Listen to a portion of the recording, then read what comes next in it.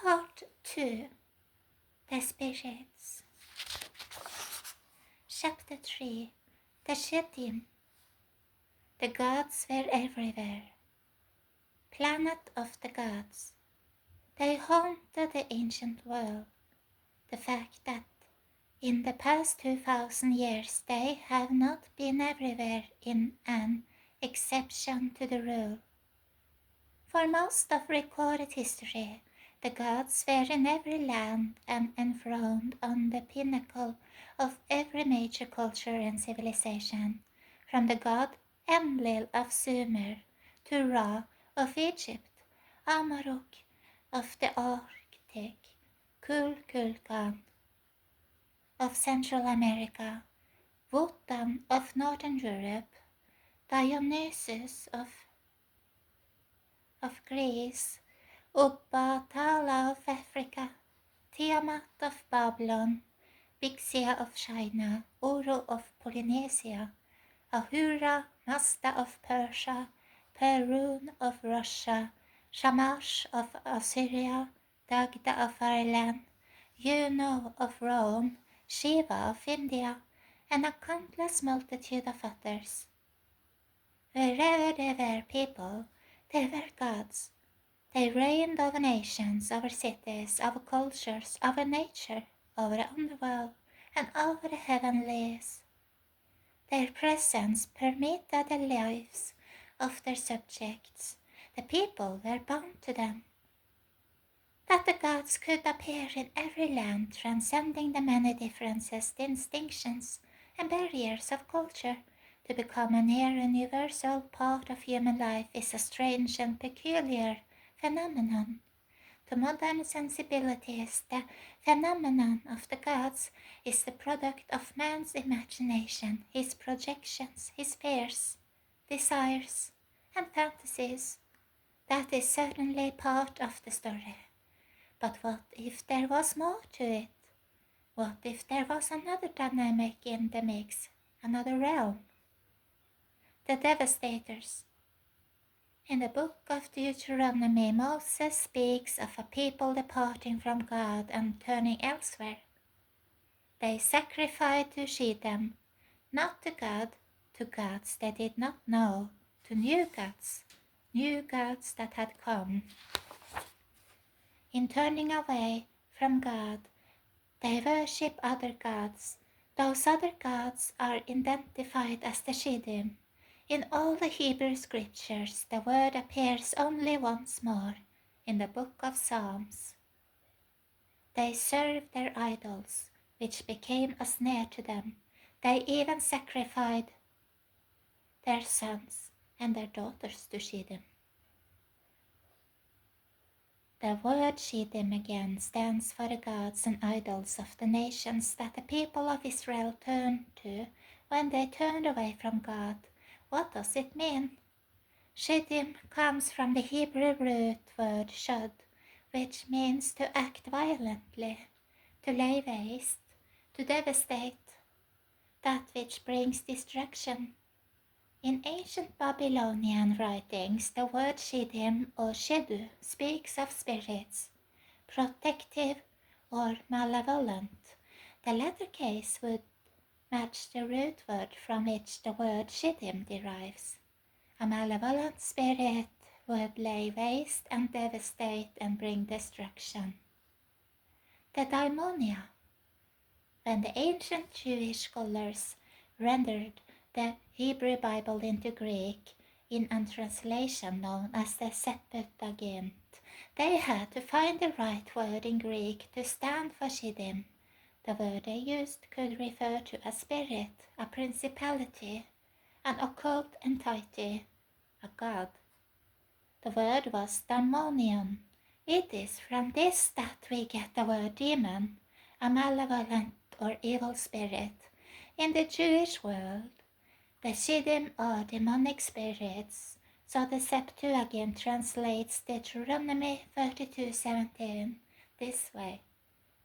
They sacrificed to daimonions, not to God, but to gods they did not know, to new gods, new gods that had come to them. And Psalm 106, 36 until 37 is rendered. They served their idols, which became a trap for them. They even sacrificed their sons and daughters to daimonios. Writing to the believers in the city of Corinth, the Apostle Paul spoke of the sacrifices offered up on the altars of the Gentile or pagan world. The things which the Gentiles sacrificed, they sacrificed to daimonia and not to God, and I do not want you to have fellowship with daimonia. So Paul writes that when the Gentiles offered the sacrifices to their gods, they were actually offering them to the daimonia, the same word used in the Septuagint to stand for the Hebrew SHEDIM, the dark or malevolent spirits.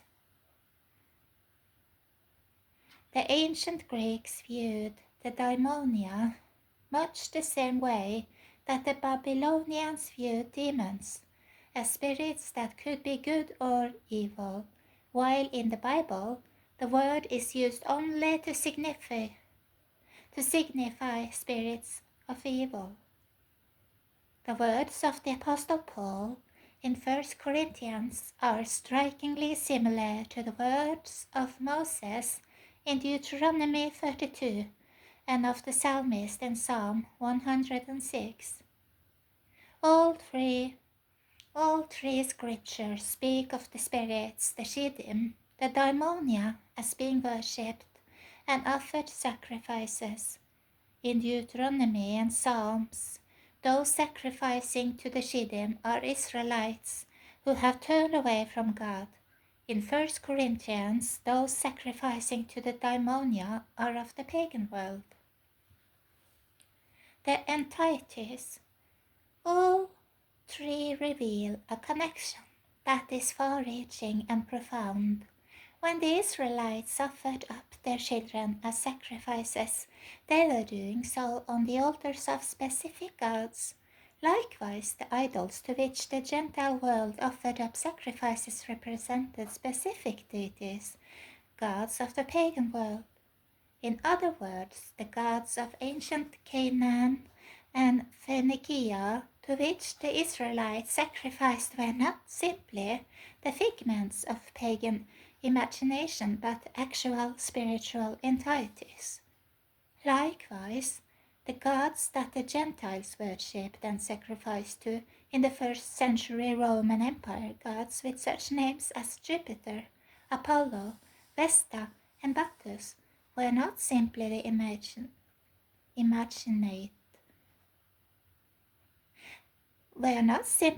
imagined or invented characters of pagan mythology, but were connected to spiritual entities, the daimonia, demonic spirits, from the Old Testament Hebrew to the New Testament Greek. The revelation is clear and consistent. Behind the gods of the pagan world were the SHEDIM, the daimonia, the spirits. Worship is connected to spirituality. Spirituality is connected to the spirit or to spirits, and spirits, as revealed in the Bible, can be either of light or of darkness. Spirits of light are called angels. Spirits of darkness are called demons. And while angelic entities are, by nature, joined to the worship of God, demonic entities are, by nature, at war with the worship of God. They would thus lead one away from the worship of God, even if through the means and form of other gods. The ancient key. Could that which the scriptures reveal about the SHEDIM and the daimonia provide the key to the phenomenon and mystery of the gods? Could it be the reason behind the universality, why they have transcended the vast spectrum of human culture and have manifested in every land on earth?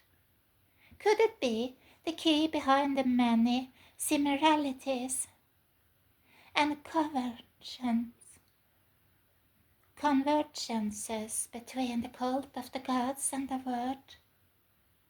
world of the occult, the overlapping of the ancient pagan rites to the gods and witchcraft. This is not, of course, to suggest that mythology is real. Mythology is mythology, but it is possible. But is it possible that the mythological worlds of pagan worship contain connections to the spiritual realm, shadows of the SHEDIM and the daimonia? Could the one be affected by the other, and the other by the one? Could the mythology of the gods contain revelation concerning the realm of the spirits? And could the realm of the spirits employ the mythologies of the gods?